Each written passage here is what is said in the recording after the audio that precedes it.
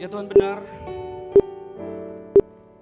hanya bersamamu, hanya di dalammu kami dikuatkan, kami diberikan kekuatan iman untuk melalui kehidupan kami. Tolong terus ingatkan kami Tuhan. Dan saat ini kami ingin Engkau hadir lagi melalui firman-Mu yang menyapa kami, supaya pada akhirnya kami boleh terus dikuatkan, diteguhkan iman kami, dan kami memiliki ketahanan, ketangguhan, terkhususnya untuk rohani kami dalam menghadapi dunia yang tidak mudah ini Tuhan. Tolong kami dan kami siap untuk mendengar firman-Mu. Kiranya Allah Roh Kudus yang menolong kami, membuka hati kami untuk mendengarkan firman-Mu, dan urapi hamba-Mu yang terbatas ini, yang penuh dengan keberdosaan ini, layakkan dan perkenankan, dan kiranya kami boleh diberkati oleh firman-Mu. Hanya dalam nama Tuhan Yesus Tuhan kami hidup, kami berdoa. Amin. Ya, jemaat dipersilakan duduk kembali.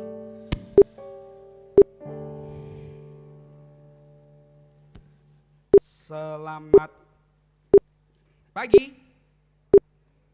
Aduh, lemes. Selamat pagi. Masih 20%. Selamat pagi.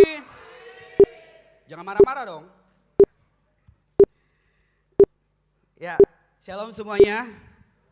Ya, sungguh bersyukur saya bisa menyampaikan firman Tuhan kembali lagi di Sing. Kayaknya udah setahun deh ya, hampir setahun saya.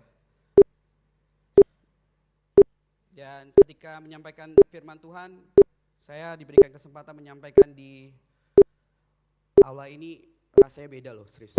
Biasanya kalau di ruang serbaguna itu kayaknya deket aja kan. Kalau di sini kayak ada jarak gitu loh. Tapi biarlah firman Tuhan tetap bisa memberkati kita dan tetap ada kedekatan ya kita antara satu sama lain ya. Saya diberikan tema adalah spiritual resilience. Spiritual resilience. Kita buka bersama di Alkitab kita. Saya bacakan yang dari TB 1, 2 Korintus pasal yang pertama ayat 9 sampai dengan 11. 2 Korintus pasal yang ke-1 ayat 9 sampai dengan 11. Hanya 3 ayat, saya pengen kita bacain semuanya ya. Bersama-sama. Ya, 2 Korintus pasal yang pertama ayat 9 sampai dengan 11. Sudah mendapatkannya? Ya, jikalau sudah, mari kita bacakan bersama. 1, 2, 3. Bahkan tetapi hal itu terjadi supaya kami jangan menaruh kepercayaan pada diri kami sendiri, tetapi hanya kepada Allah yang membangkitkan orang-orang mati. Dari kematian yang begitu ngeri, Ia telah dan akan menyelamatkan kami kepadanya. Kami menaruh pengharapan kami bahwa Ia akan menyelamatkan kami lagi.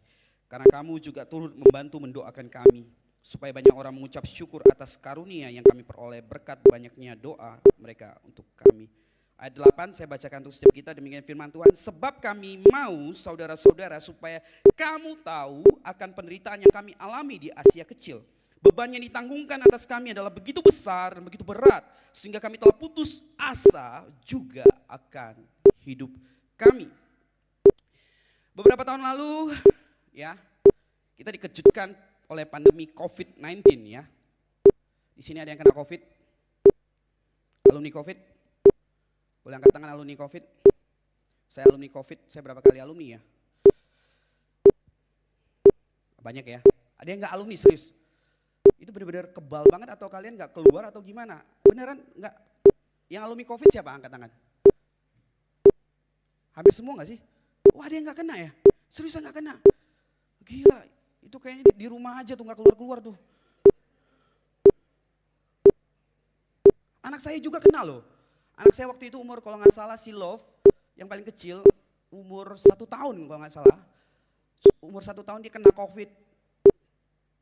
Kami udah takut setengah mati. Takut setengah mati. 1 tahun dia kena COVID.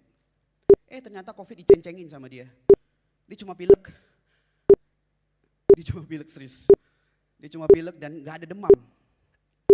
Bahkan yang kena itu mamanya sama kokonya yang malah parah. Itu memang anak keras banget sih. Sampai sekarang juga keras kepala. Ya, Beberapa tahun lalu kita dikejutkan oleh pandemi COVID. Semua hidup dalam ketakutan dan kecemasan. Ketika vaksin ditemukan, banyak yang berharap itu menjadi solusi. Saya vaksin 3 kali. Di mana bisa saya vaksin. Bukan karena takut ya. Enggak juga. Ya ada vaksin, kenapa nggak divaksin kan ya. Saya berpikir itu biar kita bisa resilience terhadap COVID ini. Tapi kenyataannya ketika saya baru saja divaksin dari Pontianak dan saya pulang ke Jakarta, Malang waktu itu, saya udah divaksin pulang malah kena. Ini membuktikan apa? Ini membuktikan kita belajar bahwa vaksin tidak menjamin kekebalan yang sempurna. Ia hanya membantu tubuh lebih siap menghadapi serangan yang datang. Saya kena 2 kali, yang kedua malah lebih parah, sampai radang usus. Nggak tahu kenapa bisa sampai ke situ ya. Tapi itu yang terjadi. Jadi supaya kita siap menghadapi serangan yang akan datang. Kalau kita mencoba melihat, merefleksikan ke dalam rohani kita, maka kita juga akan bisa mengaitkannya. Kita pun berhadapan dengan banyak virus kehidupan. Tekanan ekonomi yang membuat cemas, hubungan keluarga yang retak, pekerjaan yang tidak menentu, rasa sepi di tengah keramaian dan dikecewakan, dikhianati orang. Ada pula pergumulan batin yang nggak terlihat, keletihan, kehilangan arah, bahkan kecewa terhadap Tuhan. Boleh, it's okay. Kita berusaha bertahan dengan semangat pengalaman, iman yang kita pikir itu cukup kuat. Namun ada saat-saat semua daya itu habis. Kita merasa lemah, tidak sanggup lagi berdiri dan mungkin ada yang mulai bertanya, masih sanggup enggak ya saya berdiri dengan kondisi saya saat ini? Masih mampu enggak saya bertahan?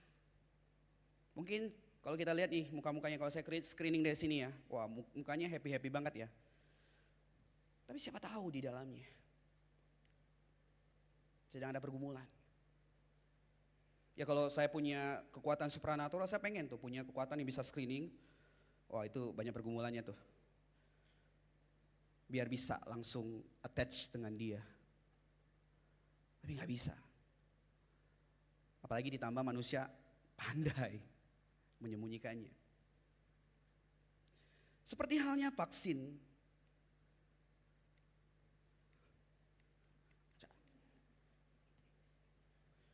Kayaknya harus pakai tendang kayaknya ya. Sepertinya halnya vaksin tidak menjamin kekebalan sempurna terhadap penyakit. Demikian juga iman kepada Kristus tidak membuat kita kebal dari penderitaan hidup ini. Enggak kebal. Percaya kepada Kristus bukan berarti tidak akan mengalami luka, tidak akan mengalami kehilangan, air mata tuh gak akan pernah netes. Yang ada Tuhan yang berkat, diberkati, dijaga Tuhan selalu. No. Itu kebohongan yang sering kali kita dengar di luar sana. Tidak kebal. Inilah sebabnya pesan tentang ketahanan rohani menjadi sangat penting. Sangat-sangat penting. Apalagi kita hidup di zaman yang sangat serba cepat. Di mana kegagalan sedikit saja bisa membuat seseorang merasa gue useless. Belum lagi tekanan sosial media yang membuat banyak anak muda tampak bahagia di luar, flexing sana sini, tapi hancur di dalam. Ada yang berjuang untuk burn out di usia muda. Ditambah lagi, kita hidup di tengah dunia yang probabilitas masalahnya sangat tinggi. Badai hidup bisa datang kapan saja tanpa peringatan. Yang menentukan kita bukan seberapa siap kita menghindari masalah itu, tapi seberapa kuat kita bertahan. Seberapa kita kuat punya ketahanan spiritual itu. Kita perlu sadar bahwa ketahanan spiritual yang sejati tidak lahir dari kekuatan diri sendiri, melainkan kita tahu dari Tuhan sendiri. Dunia mengajarkan cara menjadi tangguh, beradaptasi, maksimalkan diri, tetapi itu gak akan pernah menolong ketika kekuatan itu runtuh. manusia bukan hanya tubuh dan pikiran, tetapi juga makhluk rohani. Jika sisi spiritual ini diabaikan, kita bisa tampak kuat di luar tetapi rapuh di dalam. Ada satu kutipan yang sangat menarik. Kan kelewat kan? Aset-aset rohani membuat kita lebih tangguh terhadap trauma dan pengalaman sulit yang tak terhindarkan dalam hidup. Ketika kita bersandar pada kekuatan rohani, itu untuk melewatinya, peristiwa traumatis tidak lagi bersifat menghancurkan. Dan inilah yang dialami Paulus dalam 2 Korintus pasal yang pertama ayat 8 sampai dengan 11. Dia tidak sedang berbicara tentang kekuatan manusia, tetapi tentang ketangguhan rohani yang lahir dari kebergantungan total kepada Allah. Dan melalui pengalaman inilah kita mau belajar bahwa resilience spiritual bukan soal seberapa kuat kita bertahan, melainkan seberapa dalam kita bersandar kepada Dia yang membangkitkan orang mati. Lantas apa saja yang dapat kita pelajari dari Paulus ini, khususnya berkaitan dengan ketahanan spiritual? Pertama, ada 3. Pertama, ketahanan spiritual dimulai ketika penderitaan mengungkapkan keterbatasan diri kita. Itu di ayat 8.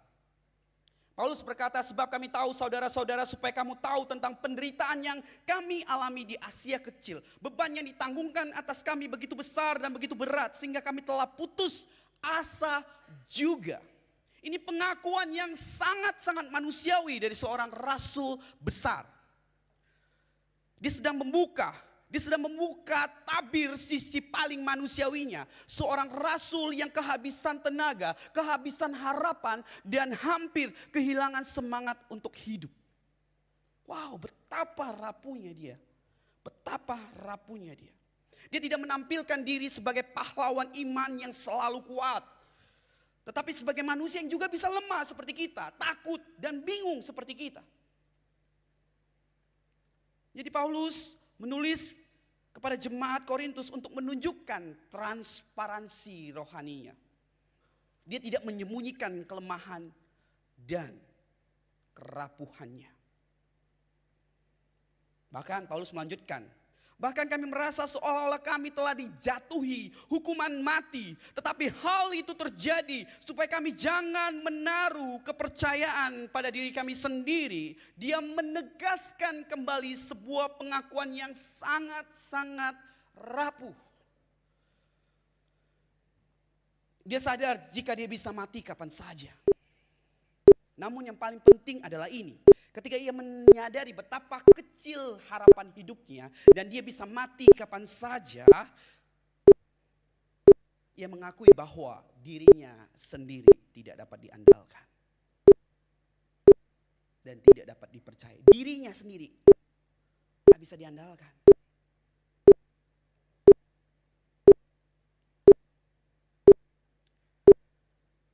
Namun disinilah pergumulannya bagi kita hari ini. Kita hidup di dunia yang menuntut untuk selalu kuat. Ada amin? Kok gak berani amin, cuma ngangguk? Bener gak? Amin gak?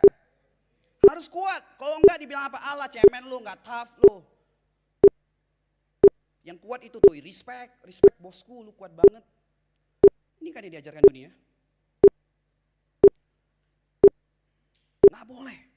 Harus kuat di pekerjaan, di media sosial, bahkan dalam penderitaan pun udah sakit-sakitan, udah punya pergumulan, harus tamping strong. Wah, kuat nih, gak boleh.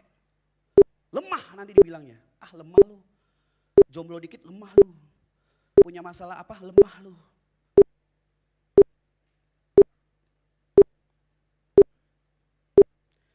Kadang ketika seorang pun ya flexing kelemahannya ya, flexing kan ada tuh yang ceritain proses perjalanan hidupnya ya. Kan untuk nunjukin apa? Itu pun menunjukin bahwa ia tuh kuat udah bisa ngelewatin. Kan ada tuh yang suka post tuh ceritanya ini. Itu sengaja tuh untuk nunjukin dia betapa dia kuat juga. Ya ada semacam udang di balik hekeng lah ya.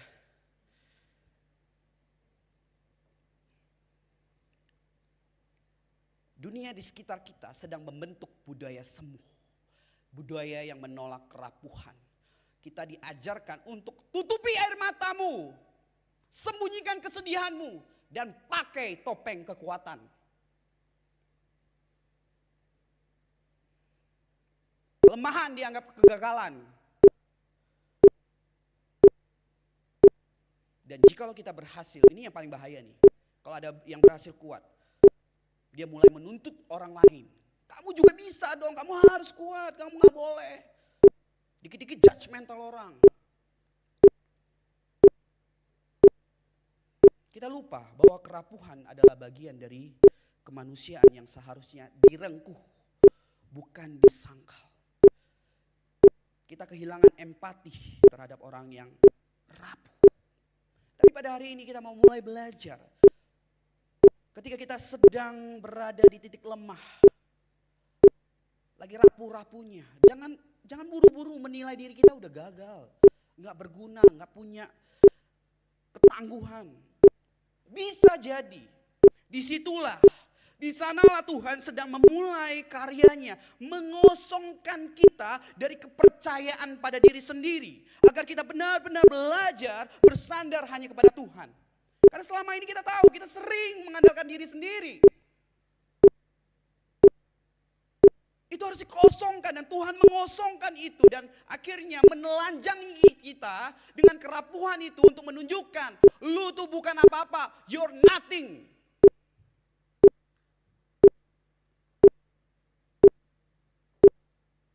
You're something with God, but you're nothing without God.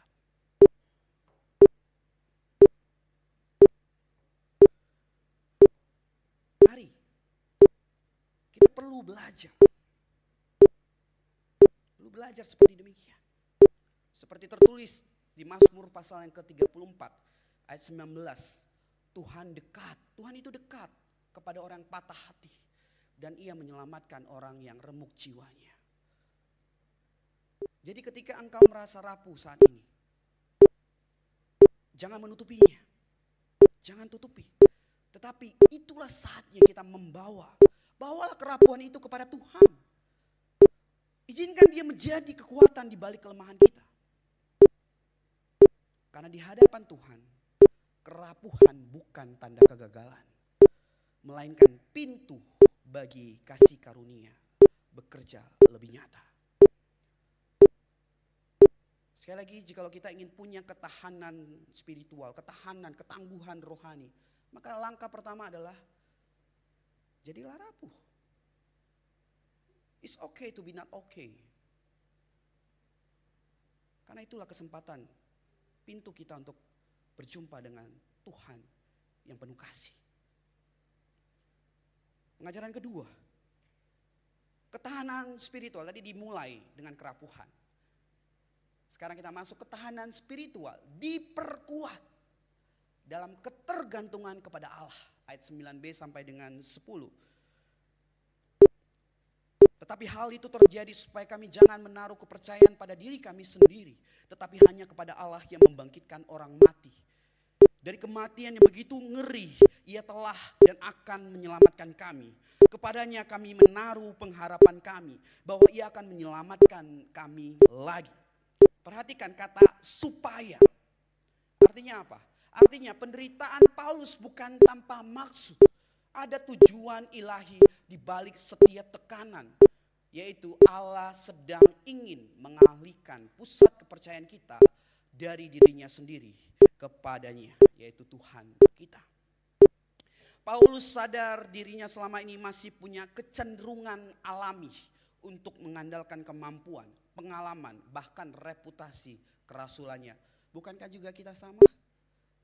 Kita seringkali merasa kita pintar, kita punya sesuatu yang bisa kita andalkan, kita punya kolega, kita punya materi ini dan itu, kita merasa kita bisa.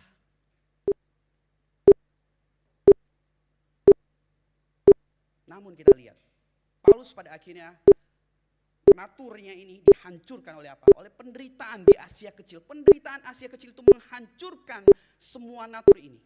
Dalam titik terendah itulah Tuhan sedang mendidik Paulus untuk berhenti bersandar kepada kekuatan diri sendiri.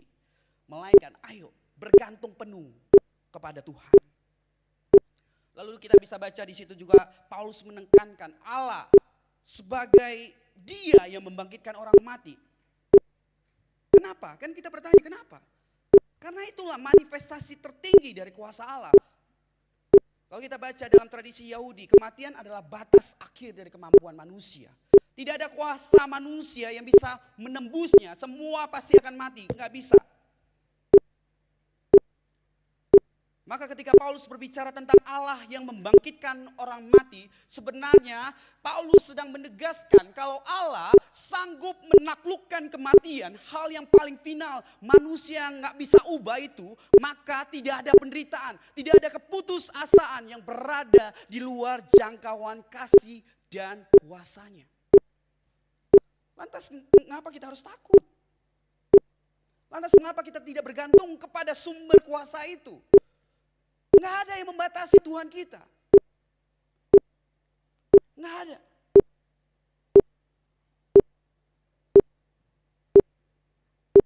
Apalagi kita tahu, Dia bukan hanya berkuasa. Dia bukan hanya berkuasa. Dia sudah menyelesaikan masalah terbesar kita. Itu sebagai bukti kasihnya kepada kita. Dia tidak pernah ninggalin kita sama sekali. Kok kita gak percaya sih sama Dia? Dia mati untuk kita. Dia tidak menyayangkan nyawanya. Kok kita bisa masih tetap tidak percaya kepada Dia? Kok bisa kita tidak bergantung kepada Dia? Setelah itu kita perhatikan 3 bentuk dalam ayat ke-10. Dia telah menyelamatkan kami. Dia akan menyelamatkan kami. Kami menaruh harapan bahwa Ia akan menyelamatkan kami lagi. 3 waktu, ada 3 waktu di sini, ada 3 tahapan waktu di sini. Masa lalu, masa kini, dan masa depan. 3 waktu ini sebenarnya menunjukkan bahwa iman itu bukan sekedar momen, tapi sebuah perjalanan untuk terus percaya. Jadi jikalau saya boleh memparafrasekannya maka Paulus itu berkata demikian. Saya tahu Allah pernah menolong saya. Saya percaya Dia akan tolong saya sekarang. Dan saya yakin Dia akan tolong saya lagi di kemudian hari yang akan datang. Kenapa kita juga tidak bisa seperti itu?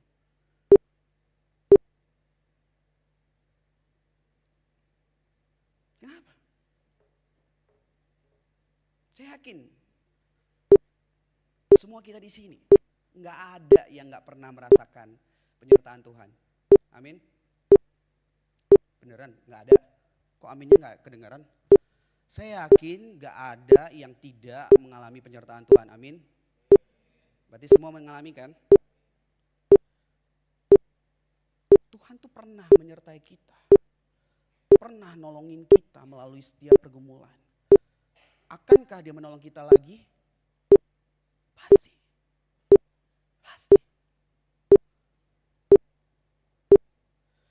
Ada sebagian kita mungkin sedang berada di titik di mana semua daya udah habis, gak bisa lagi. Berdoa pun udah gak bisa.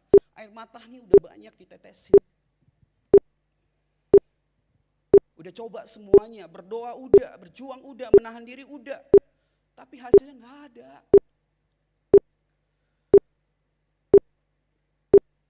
Namun percayalah, justru di sanalah, di titik terendah itulah Tuhan sedang membangun ketahanan spiritual kita. Tuhan sedang menggeser kepercayaan kita dari aku menjadi Tuhan yang sanggup. Aku yang sanggup diganti, Tuhan yang sanggup.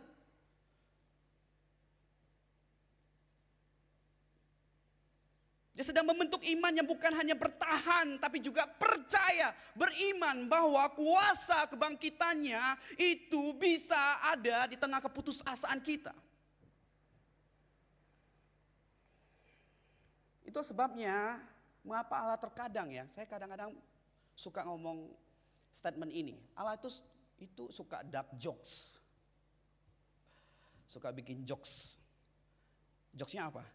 Suka bikin umatnya tergeletak, tidak berdaya. Supaya apa? Makanya kadang-kadang kami dalam perjalanan iman kami seringkali bilang Tuhan tuh bercanda banget ya. Dia suka plot twist tiba-tiba, wah keren banget Tuhan ya. Ingat, ketika Tuhan menggeletakkan kita tidak berdaya, itu bukan karena dia kejam ya. Tetapi ia ingin kita belajar. Karena ketika tragedi melanda, masa sulit datang, atau ketika dasar kehidupan kita sudah runtuh, ketika kita mulai bertanya, Tuhan mengapa ini semua terjadi? Justru melalui saat-saat itulah Tuhan sedang mengajar kita untuk tidak percaya pada diri sendiri, tetapi kepada Dia. Ada satu kutipan yang sangat baik. Ray Pritchard mengatakan demikian, kita tidak akan pernah menemukan kedalaman belas kasih Tuhan sampai kita berada di tempat di mana kita sangat membutuhkan belas kasih Tuhan. Anda tidak menerima belas kasih Tuhan sampai Anda benar-benar dalam masalah. Ada amin? Ada amin? Nggak berani ya, takut ya ada masalah ya nanti ya. Ada amin? Oh ini cuma sedikit nih, kayaknya takut ya dalam masalah nanti ya. Tapi inilah kenyataannya. Sampai kita berada di tempat di mana kita sangat membutuhkan belas kasih Tuhan, pertolongan Tuhan, kita baru bisa melihat betapa dalamnya kasih Tuhan itu. Kalau enggak bisa. Karena kenapa? Karena kita selalu bisa mengenal Tuhan ketika kita berada di lembah kelam. Enggak pernah kita akan sulit mengenal Tuhan di puncak keberhasilan kita. Benar enggak? Saya pernah melalui beberapa tahap kehidupan ya. Pada waktu saya di tahap kehidupan yang masih remaja, masih penuh pergumulan, di mana seperti yang teman-teman tahu, saya tidak punya kehidupan yang seperti remaja pada umumnya. Keluarga penuh banyak masalah, masalah ekonomi juga, lalu juga belum lagi fatherless dan segalanya. Di dalam kondisi itu saya pernah menuliskan sebuah postingan di Facebook. Saya bersyukur, saya tulis ya, saya bersyukur saya tidak punya apa-apa. Karena saya bisa bertemu dengan Tuhan ya, something like that lah. Saya tuliskan itu dengan penuh iman. Karena waktu itu memang hubungannya sangat dekat dengan Tuhan pada waktu itu. Karena saya tidak punya siapa-siapa lagi yang bisa saya andalkan. Di dalam kondisi saya yang seperti itu saya bisa andalkan siapa? Ya hanya Tuhan saja yang tidak pernah meninggalkan saya, yang tidak pernah mengkhianati saya, yang tahu apa pergumulan saya. Saya begitu dekat. Dan akhirnya saya menuliskan tadi, saya ingin tidak punya apa-apa. Supaya saya bisa dekat dengan Tuhan selalu. Saya tuliskan itu. Nggak pakai teks-teks yang huruf angka kayak gitu ya, nggak ada ya. Saya udah agak pinter waktu itu ya. Kan biasa kan Facebook itu kan huruf angka kayak gitu. Enggak, saya enggak kayak gitu. Ada sih, tapi dulu saya tobat. Saya udah tobat, saya tulisnya bener. Saya bisa dicari postingannya. Jangan deh, jangan. Nanti ada banyak aib saya, jangan dicari. Saya tuliskan seperti itu. Dan kita tahu ya, maksudnya postingan Facebook itu akan muncul kan beberapa tahun kemudian kan. Benar enggak? Dia akan muncul kan. Saya masih ingat waktu itu saya lagi berada dalam kondisi yang penuh berkat. Tuhan sangat memberkati saya, Tuhan menarik saya keluar dari kesulitan ekonomi, bagaimana saya diberkati dengan pekerjaan yang baik, saya menjadi profesional yang baik, saya juga buka usaha ini bla bla bla, saya kerja. Tuhan tarik saya benar-benar, saya menikmati berkat Tuhan. Dan postingan itu muncul. Tahu ketika postingan itu muncul, ketika saya lagi berada dalam kondisi apa? Saya jauh dari Tuhan. Wah, itu sangat menegur saya. Wah, saya menangis waktu membaca postingan itu, tiba-tiba muncul, saya coba buka. Ternyata saya pernah nulis kayak gini.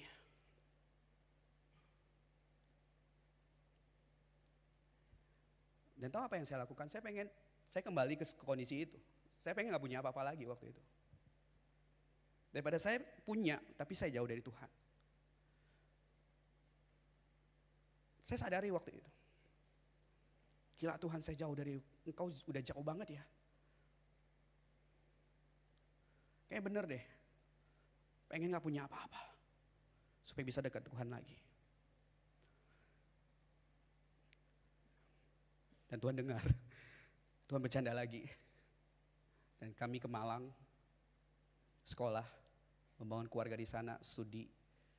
Tanpa sponsor, harus menggunakan tabungan pribadi sampai ya kami gak punya uang. Tapi saya tidak akan pernah melupakan momen itu. Karena disitulah saya benar-benar terus mengalami Tuhan. Tahun 2018 sampai sekarang ini. Istri saya di belakang boleh tanya. Bagaimana kami melalui tidak punya apa-apa, hanya berharap kepada Tuhan. Tapi disitulah momen yang sangat-sangat indah. Bisa melihat Tuhan hadir, nyata sekali. Nyata sekali. Nyata sekali. Dan inilah paradoks ketahanan rohani sebenarnya. Kita baru benar-benar kuat ketika kita tidak lagi mengandalkan kekuatan sendiri. Bahkan gak punya apa-apa. Kita baru bisa belajar bersandar sepenuhnya kepada ketika kita sadar bahwa kita tidak mampu lagi berdiri sendiri. Inilah paradoks ketahanan rohani itu. Kalau masih sanggup gak akan punya ketahanan spiritual, percayalah. Gak akan. Yang terakhir, ketiga, ketahanan spiritual diperkuat oleh doa dan komunitas iman. Ayat 11 dikatakan, karena kamu juga turut membantu mendoakan kami supaya banyak orang mengucap syukur atas karunia yang kami peroleh berkat banyaknya doa mereka untuk kami. Di sini ya, Paulus memakai kata siniporgontum, turut membantu, yang dalam bahasa Yunani berasal dari akar kata sinergos, tahu ya, sinergi. Sinergi itu artinya bekerja sama. Itu dari Yunani sebenarnya. Berpartisipasi aktif. Jadi ada kerjasama rohani yang nyata antara komunitas dengan Paulus pada waktu itu. Jadi Paulus sedang mengingatkan, iman yang bertahan bukanlah iman yang sendirian. Tetapi iman yang berakar dalam persekutuan yang mendoakan satu sama lain. Gak bisa berdiri sendiri, gak bisa. Harus berada dalam komunitas. Seperti Sing ini. Sing ini adalah komunitas. Ada yang tahu tagline-nya Sing?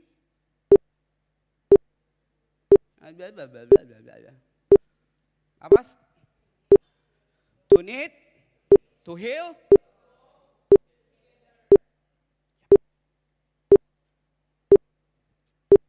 Gak ada yang bisa jalan sendiri ya. Tapi kita harus jujur.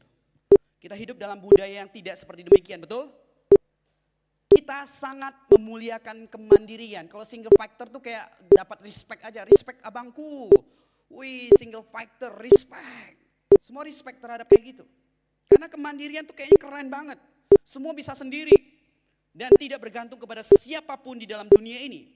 Apalagi mintain doain. Kalau didoain apa?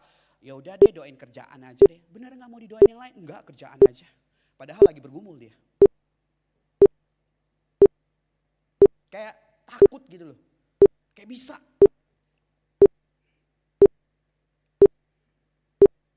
Seperti yang sudah saya sampaikan di awal. Kebergantungan tuh kayak kelemahan. Padahal itu kebohongan. Kebohongan yang sejati. Saya percaya dan saya yakin Tuhan terkadang memaksa kita untuk saling bergantung. Karena Tuhan tahu hanya dalam kebergantungan kasih bisa bertumbuh. Kita perlu belajar percaya, berserah, bahkan memberi ruang bagi kasih Tuhan bekerja melalui sesama kita. Kenapa? Karena seringkali Tuhan menolong kita bukan secara langsung, tetapi melalui doa dan kehadiran orang lain di sekitar kita. Saya punya pergumulan beberapa waktu terakhir ini. Dan saya gak bisa cerita. Belum bisa cerita. Tahu apa yang saya lakukan ketika saya bergumul? Waktu itu saya sedang menidurkan anak saya. Anak saya 2 itu mau tidur. Biasanya mereka akan berdoa dulu.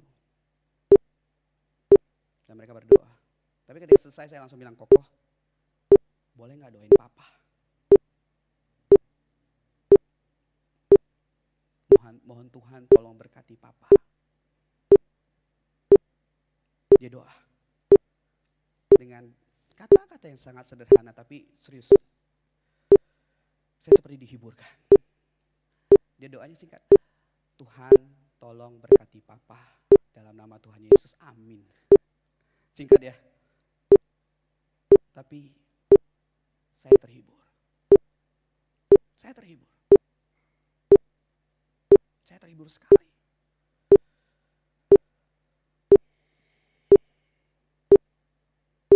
Saya terhibur sekali. Makanya kadang-kadang kita perlu memberi diri untuk didoakan, gak apa-apa.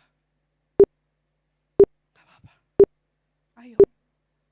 Kasih ruang orang lain untuk juga berkarya dalam hidup kita. Kasih ruang. Masuk, bergabung di dalamnya. Karena ketahanan spiritual tidak pernah dibangun sendirian. Banyak orang kehilangan ketahanan bukan karena mereka kurang iman, tapi karena mereka mencoba bertahan dan berjalan sendiri.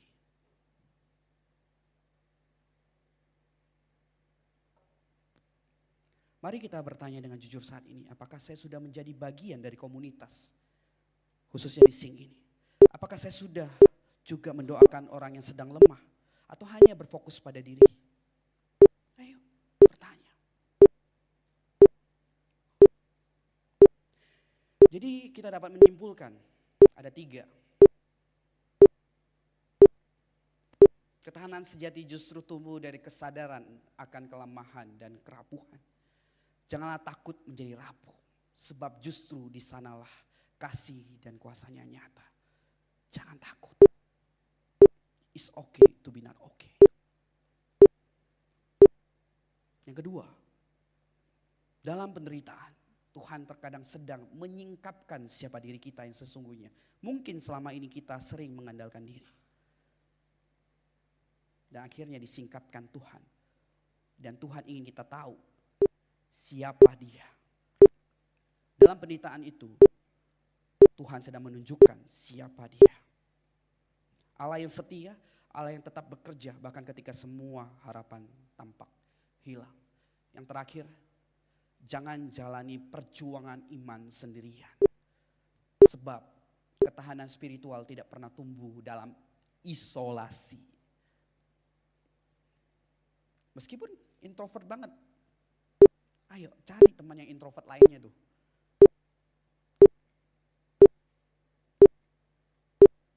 Gak bisa tumbuh dalam isolasi, tetapi dalam komunitas yang saling menopang dan berdoa.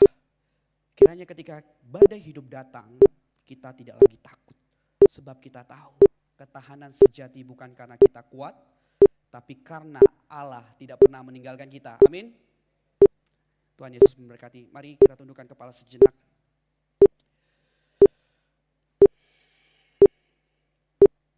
Saya ingin kita merefleksikan sejenak. Saya minta waktunya lagi 3-5 menit. Tundukkan kepala kita, tidak menoleh kiri dan kanan, sambil merefleksikan kembali apa yang sudah disampaikan, firman Tuhan yang sudah disampaikan. Ada sebuah lagu yang ingin saya nyanyikan untuk setiap kita. Yang ingin mengingatkan kita bahwa kita ini rapuh. Kita ini gak bisa tanpa Dia. Kita butuh Tuhan. Oleh sebab itu andalkan Tuhan. Karena ketika kita mengandalkan Dia, Dia akan menolong kita.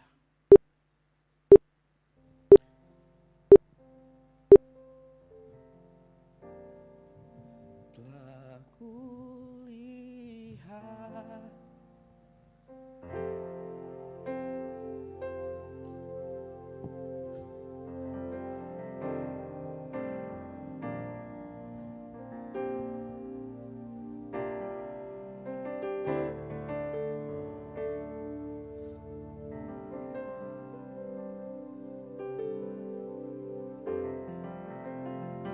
tetap terus merenungkan, merefleksikan firman Tuhan yang ada.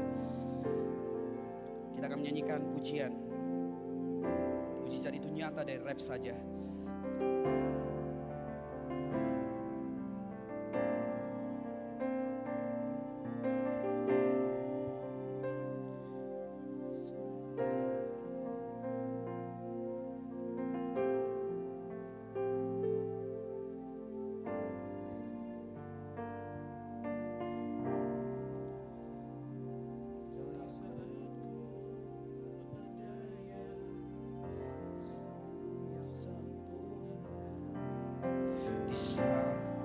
Percaya mujizat itu nyata, bukan karena kekuatan, namun Roh-Mu ya Tuhan.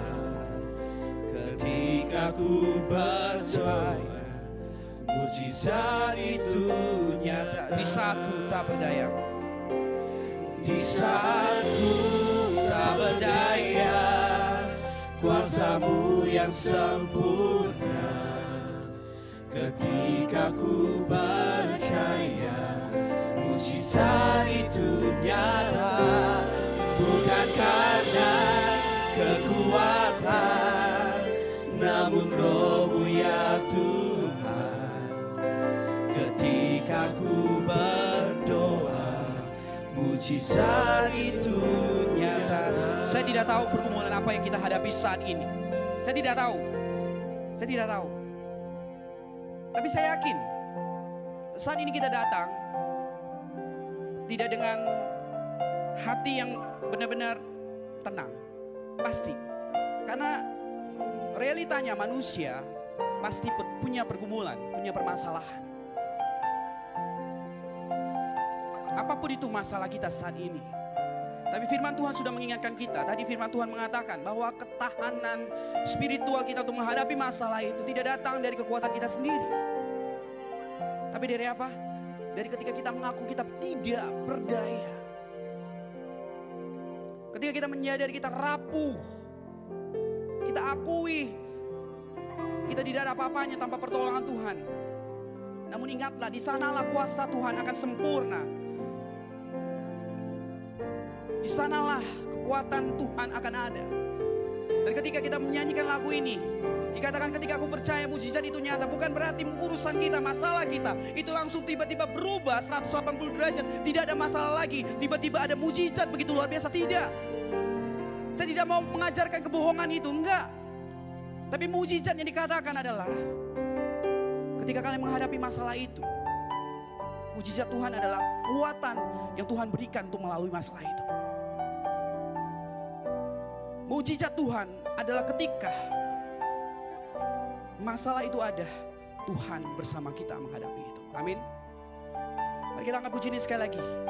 Kita katakan dengan sungguh-sungguh. Saya undang kita semua bangkit berdiri. Kita katakan, di saat ku tak berdaya, kuasa-Mu yang sempurna Tuhan. Ketika ku percaya, mujizat itu nyata. Di saat ku tak berdaya, kuasa-Mu yang sempurna. Ketika ku percaya, mujizat itu nyata. Bukan karena kekuatan, namun Roh-Mu ya Tuhan. Ketika ku berdoa, sekali lagi kita dengan sungguh kita mau katakan, dan ini menjadi sungguh doa kita semua. Di saat ku tak berdaya Tuhan, di saat ku tak berdaya, kuasa-Mu yang sempurna. Ketika ku percaya, mujizat itu nyata. Bukan karena kekuatan, namun Roh-Mu ya Tuhan. Ketika ku berdoa, mujizat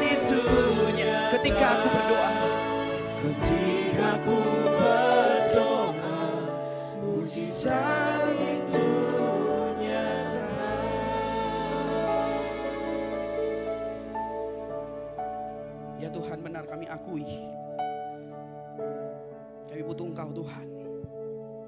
Karena disitulah kebutuhan akan Engkau lah yang akan menguatkan kami, menolong kami punya ketangguhan rohani, ketahanan spiritual. Tolong kami Tuhan untuk terus bersandar kepada Engkau. Ingatkan kami ya Tuhan, tanpa bersamamu kami hanyalah kosong, tidak ada apa-apanya. Terima kasih Tuhan, firman-Mu sudah mengingatkan kami. Kami bersyukur atas firman-Mu Tuhan. Di dalam nama Tuhan Yesus kami hidupkan berdoa. Amin.